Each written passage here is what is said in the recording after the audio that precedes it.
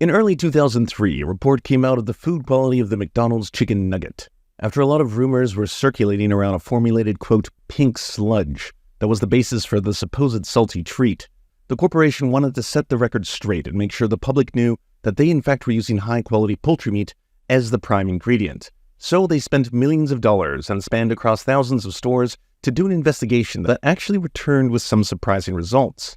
A startlingly high percentage of another unexpected and horrifying ingredient was found to be present: human flesh. Due to a large volume of workers getting injured and losing fingers or other body parts in mass processing centers, it was determined that in fact if you had eaten a McDonald's chicken nugget multiple times between the years 1995 and 2003, that there was a high probability that you had consumed a trace amount of human. This immediately led to a massive cover-up and PR campaign costing the company billions to both bury the story and reformat the brand with the "I'm Loving It" slogan and song. Except, no it didn't. By which I mean none of that story is true. None of it. I completely made it up. But for a second there, weren't you outraged? Weren't you disgusted? Perhaps even horrified at the prospect of having committed cannibalism? Why hadn't you heard of this before? Is it even possible? Isn't there safeguards against something like this? How could something this fundamentally evil and absurd go unnoticed or unopposed? Was even a small part of you ready to do more research and perhaps take action? Hopefully you didn't shut the video off and go protesting outside of McDonald's for this, because, if you had, I would have created a moral panic. The public outcry over the issue that takes elements of truth. McDonald's is a powerful multinational corporation that does a lot of horrible things both for the environment and humanity as a whole, and outright lies and fiction that galvanizes people into being frightened over an issue that's non-existent. I'm loving it.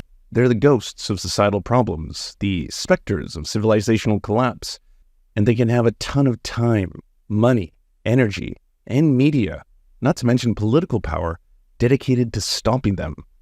In the 1980s, the popular board game Dungeons & Dragons began to gain popularity amongst teenagers across America. It was a role-playing game where groups of friends could go on imaginary adventures guided by a campaign quest, the random luck of a D20 dice roll, and the impartial guiding of a skilled dungeon master.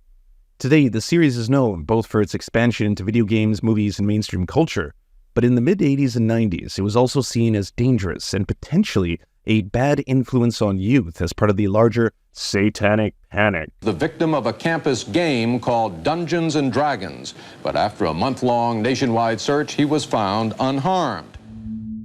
Deere fed into the growing suspicions about D&D in a book that pointed to the game as a culprit in Egbert's disappearance.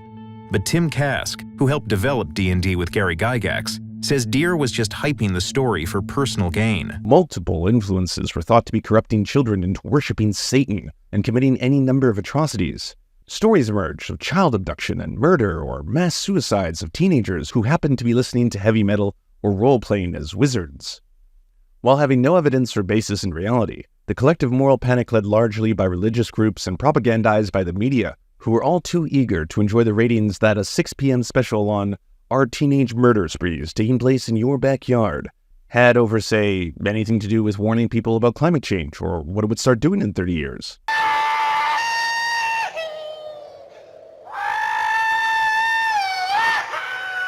People genuinely believed that nurseries were abducting children into a satanic cult, or that a mass murder spree was happening across the country, even though there was a complete lack of evidence to substantiate it.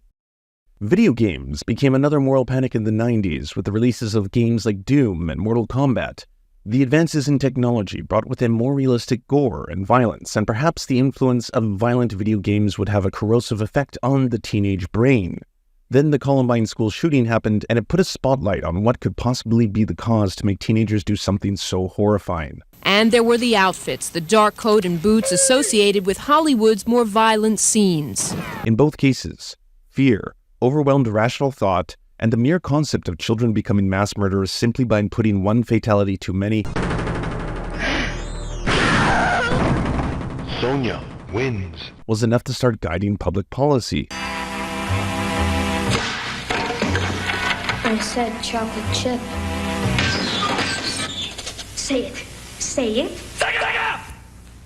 Okay, to me, the if I may, the nerd that you have made into a hero by encouraging him to buy Mortal Kombat looks to be under 13.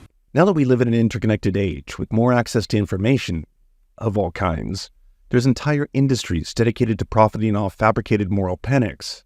Much of pop culture YouTube is dominated by right-wing reactionary content that feeds off manufactured fake problems. Social justice warriors are melting down, trying to push feminism into everything, has evolved into woke corporations are trying to push wokeness into everything. For a deeper dive into the topic, check out our Does One Go Woke If One Goes Broke video, link above. As the YouTuber Sean pointed out with his investigation into both the Cuphead fake outrage and the subsequent Doom Eternal scandal. Here's the first tweet in the article, and take it away, lads. Not sure what to think of Doom Eternal having not one but two anti-SJW jokes in it. Not sure what to think of Doom Eternal having not one but two anti-SJW jokes in it. Not sure what to think of Doom Eternal having not one but two anti-SJW jokes in it. I'm not sure what to think of Doom Eternal having not one but two anti-SJW jokes in it. Not sure what to think of Doom Eternal having not one but two anti-SJW jokes in it. Not one, but two anti-SJW jokes in it. They've all made the same fucking video. There were more YouTube videos made about these tweets than there were tweets. One tweet can generate more controversy than there are controversial tweets. The media, in this case YouTube reactionaries, generate far more controversy surrounding it than the actual controversy itself. There's also moral panics that serve national interests. Look very recently to two moral panics that happened within weeks of each other. First, there's the story of the massive trend of TikTok Zoomers who, after reading a letter that was available in The Guardian, started praising Osama bin Laden. It was reported all over mainstream media and even made the front page of the New York Post. The story of how a few people taking lines that Osama bin Laden had said about Palestinian liberation years ago, and according to CNN's own report, the number was just over 12. Yeah, 12. Not thousands, not millions, 12. But the story blew up into national news. There were hundreds, if not thousands of videos mocking it, and also TikTok took down the few videos that were offering praise, but by then it was too late, and most people were concentrating on the Zoomers Gone Wild narrative than they were on the war crimes of Israel, or the story of a car that exploded at the US-Canadian border near Rainbow Bridge. At first it was thought to be an attack on the United States, and then it evolved into an attack on Canada, and soon all the right-wing extremists, from libs of TikTok to Ian Miles Chong to Benny Johnson, were echoing the conspiracy theories of far-right Canadian extremists like Keen Bexty. Eventually, Fox News began reporting that it could potentially be a terrorist attack, and for nearly 6 hours both countries were on high alert because of potential Islamic jihadist extremists. Alexis McAdams is reporting that according to high-level police sources, the explosion was an attempted terrorist attack. A lot of explosives in the vehicle at the time. The two people who were in the car are deceased. One Border Patrol officer was injured. It turns out it had nothing to do with Muslims, or terrorism, or an attack on either country. Well, investigators have been going backwards through the day of the person they believe to be the driver of that car, and what they see is a 56-year-old man from the area. He lives in a very upscale island, and that's not far away, who had intended to go to the Kiss concert, which was canceled. But by that point, xenophobia has spread. Racism has spread. People are scared. So moral panics can and do have real-world consequences and potentially dangerous effects. They're often used to manipulate the public into believing made-up hysteria for both profit and control. It can be religious fundamentalists targeting LGBTQ+ people, or literature and video games. It can be pundits trying to manufacture outrage to profit from the clicks, or even racist and xenophobic news organizations and bigots who want to promote real-world terrorism by scaring the public. Since Elon Musk acquired Twitter, intentional or not, it went from the social media site most frequented by journalists and politicians to be able to get breaking news and information into an anti-Semitic cesspool where hate speech and misinformation flourish. The thing with moral panics is, when you're a part of one, or you're promoting one, you might not know the difference.